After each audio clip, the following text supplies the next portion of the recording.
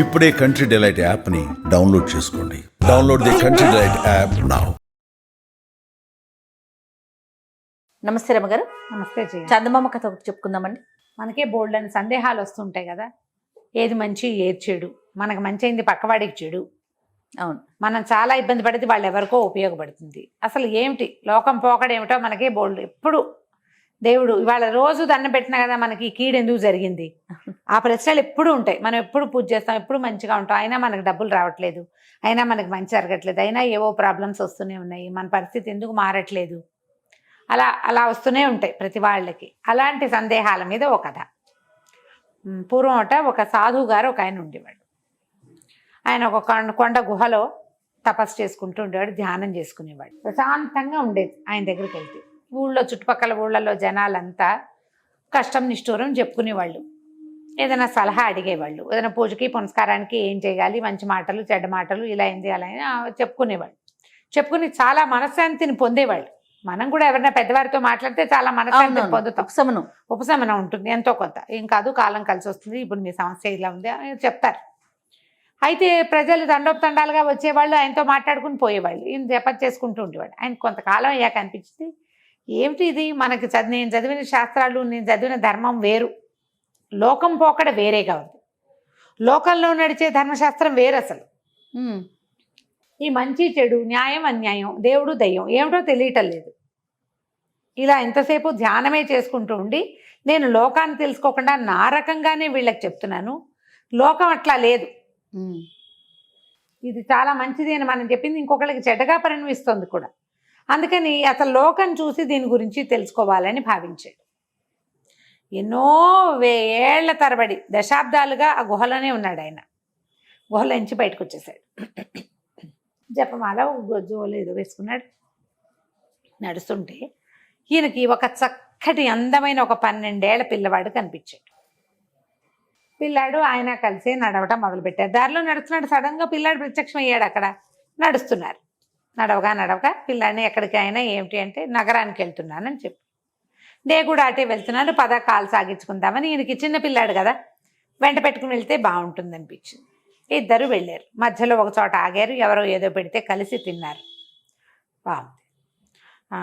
ఆ నగరానికి పట్టణపు పొలిమేరలలోకి వెళ్ళేసరికల్లా ఒక 4-5 సేవకులు, బాబు రండి మా స్వామిగారింటికి, మా అయ్యగారింటికి అని చెప్పి వీళ్ళని తీసుకుపోయారు. పెద్ద భవనం, 4-5 సేవకులు ఉన్నారు. సరే వాళ్ళు రండి అని చాలా ఆప్యాయంగా పిలిచారు. ఈ పిల్లవాడిని చూస్తే ఆయనకి ఎంత ముద్దొచ్చిందో ఆ ఇంటి యజమానికి.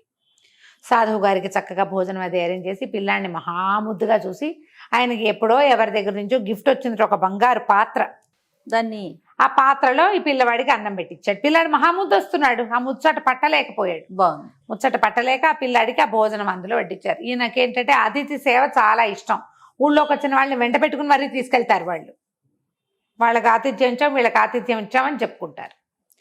భోజనాలు అయిపోయిన తర్వాత ఈయన చూశాడు, ఆ పిల్లవాడు ఆ కడిగి అక్కడ పెట్టిన బంగారు పాత్రని ఎత్తి తమ జోల్లో పెట్టేస్తున్నాడు. కాంతపోయాడు ఈయన. అదేం పనిరా అందామనిపించింది. ఈ లోపల ఎవరో వచ్చారు. పిల్లాడి మీద దొంగతనం పడిపోతే కొట్టేస్తారో ఏమిటో. ఆయన కామ్గా ఊరుకున్నాడు. ఏం చెయ్యాలో తెలియలా, అర్థం కాలేదు ఆయనకి. ఒక గంటన్నర పోయింది. వాళ్ళు చూసుకున్నారు, పాత్ర కనపడలేదని. ఇల్లంతా వెతుక్కున్నారు, నా చావు చచ్చారు. ఎంత వెతుక్కున్నా దొరకలా. ఈయనకి భయం వేసేసింది చెప్పడానికి. మధ్యలో పిల్లాడికేసి చెప్పని సైగ చేశాడు. వాడు ఇట్లా తలడ్డం ఊపాడు, కళ్ళు ఆరిపాడు, మాట్లాడకుండా ఉండు అని. మాట్లాడలేకపోయాడు ఈయన. చీకటి పడే వేళకి అక్కడి నుంచి బయలుదేరారు. సాయంకాలం అక్కడి నుంచి బయలుదేరారు. వీళ్ళ జోల్లోనే ఆ బంగారు పాత్ర ఉంది. వాడి మీద చాలా కోపం వచ్చేసింది. ఆయన అడిగాడు, ఏమిట్రా అబ్బాయి ఇట్లాంటి పని చేసావు అని కేకలేద్దాం అనుకున్నాడు. అడిగాడు కానీ, ముందు వాటికి నీకే తెలుస్తుందిలే తాత అన్నాడు. ఆయన ఏం చెప్పాలా పిల్లవాడు. పాత్ర మాత్రం తెచ్చేశాడు. అక్కడి నుంచి వీళ్ళు ఇంకా ముందుకు వెళ్ళేసరికల్లా సడన్గా మబ్బు బట్టి వాన జల్లు మొదలైంది. వీళ్ళు పరిగెత్తుకుంటూ వెళ్ళారు. అంతా నెరాబాగా ఉంది, ఎక్కడా ఆసరా దొరకల. వెళ్ళగా ఒక పాతకాలపు పెద్ద మిద్దె ఇల్లు కనిపించింది. ఆ మిద్దె ఇంటి తలుపు కొట్టారు. రాత్రికి ఇక్కడ ఉంటామని అడిగితే ఆ ఇంటి ఆయన పార్రమ్మ పిసినారు, లోపలికి రానిచ్చేలాగా లేడు. అక్కడి నుంచి గిన్నెలు అవి తోమడానికి వంట సామాన్లన్నీ బయటపడేశారు. ఏమైనా ఆహారం దొరుకుతుందంటే ఆ గిన్నెల్లో ఉన్నది గీక్కుని తినండి, అవే ఉన్నవన్నారు. గిన్నెల్లో కాస్త కోస్త అడుగు పొడుగు అన్నము, అంత కూర, ఇంత పులుసు, కాస్త ఎంత ఉంటాయి రాత్రికి పడేసే పాత్రల్లో, ఆ అడుగు పొడుగు అన్నం తిని ఈ ముసలాయన, ఈ అందమైన కుర్రాడు వాళ్ళ పంచలో పడుకున్నారు. పడుకున్నాక ఆ గీక్కుని తినేదే అంతే. పిల్లాడి పొద్దునే మళ్ళీ వెళ్ళిపోతూ ఇక్కడి నుంచి బయలుదేరారు వీళ్ళు. బయలుదేరుతూ ఈ అబ్బాయి ఏం చేశాడు, ఆ పాత్రని వాళ్ళ ఇంట్లో పెట్టేసి వచ్చాడు. వదిలేశాడు బంగారు పాత్రని. బయటకు వచ్చేసాడు. వచ్చేసాక ఈయన సంచిలో చూస్తే పాత్ర ఏది అంటే అక్కడ వీళ్ళ ఇంట్లో పెట్టాను అన్నాడు. ఆయన నిర్ఘాంతపడి, ఊరిని దుంపదేగా, అసలు రోడ్డు మీదకి ఎదురొచ్చి ఆతిథ్యం ఇచ్చి ఇంటికి తీసుకెళ్ళి కమ్మగా షడ్రసోపేతమైన రుచికరమైన పదార్థాలు అన్నీ వండి పెట్టి ముద్దు కొద్దీ నీకు బంగారు పాత్రలో వడ్డించిన వాడింటో దొంగతనం చేసావా నువ్వు? వాడి పాత్ర కాస్త పుచ్చుకొచ్చేసావు. రాత్రి ఎండు చిక్కులు గీకి పెట్టి గీక్కుని తిన్నావు. వాడేం పెట్లా, మనమే గీక్కుని తిన్నాం. పంచలో పడుకొని ఇచ్చాడు, చల్లో పడుకున్నాము. వీడికేమో బంగారు పాత్ర ఇచ్చావా? ఏమిటిది, నాకు అర్థం కావటం లేదు నీ ప్రవర్తన అంటే పిల్లవాడు నవ్వాడు. అవును, మనకి షడ్రసోపేతంగా భోజనాలు పెట్టారే, వాడి దగ్గర డబ్బేం లేదు. వాడు పూర్వకాలం నుంచి అట్లా పెడుతున్నాం కాబట్టి ఏమీ లేకపోయినా సరే అప్పు చేసేనే ఇట్లా పెట్టుకుంటున్నాడు. ఇప్పుడు ఒక వస్తువు పోయిందా, వాడికి బుద్ధి వచ్చింది. వాడు ఇంకా రోడ్డు మీదకి పిలిచి పంపించి భోజనాలు పెట్టాడు. దారిలోకి వస్తాడు, కలిగినంత ఇంటికి వచ్చి వాకిటోకి వచ్చి అడిగిన వాడికే పెడతాడు. ఇక విసురుగిన భోజనాలు అవి చెయ్యడు. ఇప్పుడు చూడు, 4 సైనికుల్ని 4 సేవకుల్ని పంపించి ఊళ్ళోకి వచ్చిన వాళ్ళని వాడు పీక్కెళ్ళటం ఎందుకు చెప్పు? ఎవరికి కావాల్సింది వాళ్ళు వెళ్తారు కదా. నీ సందులోకి వచ్చి నీ వాకిలి గుమ్మం తట్టిన వాడికి అన్నం పెడితే సరిపోతుందా? అతనికి ఆ జ్ఞానం లేదు. వస్తువు పోవటం వల్ల వాడికి ఆ జ్ఞానం వచ్చింది.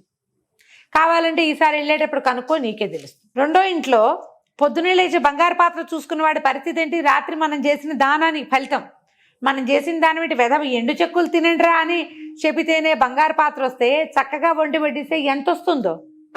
పిసినార్తనం అనుకుని దానం చేయటం మొదలు పెడతాడు. లోకం రీతి ఇది. కలిగిన వాడికి పోయిందంటే ఎట్లా ప్రవర్తించకూడదో వాడు తెలుసుకుంటాడు. లేని వాడికి దొరికిందంటే ఏ ప్రవర్తన వల్ల ఇది వచ్చిందో దాన్ని ఇంకొంచెం పెంపొందించుకోవాలనుకుంటాడు. ఇదే ధర్మం అని చెప్పాడు.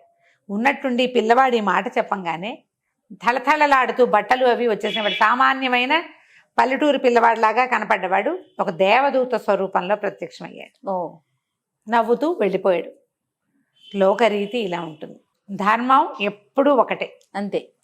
అది ఏదైనా పాత్రలోకి పోసినప్పుడు పాత్రని బట్టి దాని రూపం మార్చుకుంటుంది, అంతే. ధర్మం మాత్రం సేమే. ఎలాగా? చెంబులో ఉన్న నీళ్ళని చెంబెడి నీళ్ళు అవుతాయి, వాటిని గ్లాసులో ఎత్తిపోస్తే గ్లాస్ నీళ్ళు మాత్రం నీళ్ళే కదా. ధర్మం అలాగే ఉంటుంది. ఎప్పుడు లోకల్లో ఒకటి లోపల ఒకటి ఉండదు. పరిస్థితిని బట్టి పాత్రతని బట్టి ధర్మం యొక్క స్వరూపం మారిపోతుంది, అంతే. విపరీతంగా దానాలు చేసేవాడికి అంత చేయకూడదని, అస్సలు దానం చేయవాడికి చెయ్యని వాడికి చెయ్యాలని. కానీ దానం మాత్రం సేమే, అంతే కదా. వాడికి తగ్గించాలి, వీడికి పెంచాలి. విషయం మాత్రం సేమే ఉంటుందని చెప్పి మాయమైపోయాడు.